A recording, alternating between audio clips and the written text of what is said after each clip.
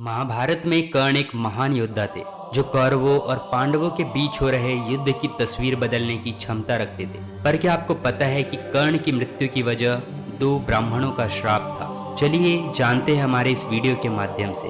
कर्ण सूत परिवार से थे। गुरु द्रोणाचार्य के धनुर्विद्या सिखाने से मना करने पर कर्ण भगवान परशुराम के पास पहुंच गए।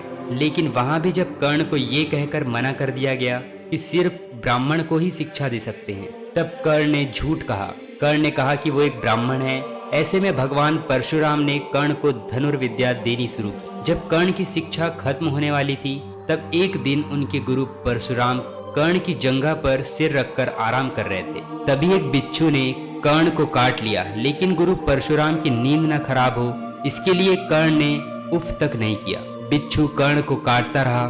फिर थोड़ी देर बाद परशुराम की नींद खुली तो कर्ण के पैरों से खून निकल रहा था और बिच्छू को देखकर वो समझ गए। परशुराम ने कर्ण से कहा कि तुम ब्राह्मण नहीं हो सकते। एक ब्राह्मण में इतनी सहनशीलता नहीं होती। तुम क्षत्रिय हो। ऐसे में मुझसे झूठ बोलने के लिए मैं तुम्हें श्राप देता हूँ कि जब मेरी दी हुई विद्या की सबसे ज्यादा तुम्हें जरूरत होगी, तब वो विद्या तुम्हारे काम नहीं आएगी। दुखी कर्ण ने परशुराम जी को बताया कि वो नहीं जानता था कि वो किस कुल का है और किस वंश से है, जिसे सुनकर परशुराम जी को श्राप देकर पछतावा होता है।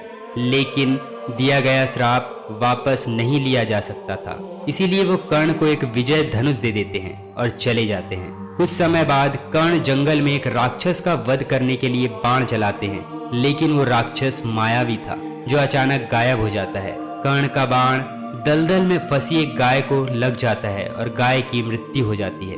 जिस ब्राह्मण की वो गाय थी, वो गाय की मृत्यु पर कर्ण को श्राप देता है कि जैसे तुमने एक असहाय गाय को मारा है, ठीक उसी तरह ही एक दिन तुम्हारी भी मृत्यु हो जाएगी। महाभारत के युद्ध में ये दोनों श्राप ही कर्ण की मृत्यु का कारण बनते हैं। युद्ध में कर्ण का रथ का पहिया दलदल में फंसता है। जब कर्ण उसे निकालने के लिए रथ से उतरते हैं तो अर्जुन के तीर से उनकी मृत्यु हो जाती है। तो बस यहीं तक था आज का वीडियो।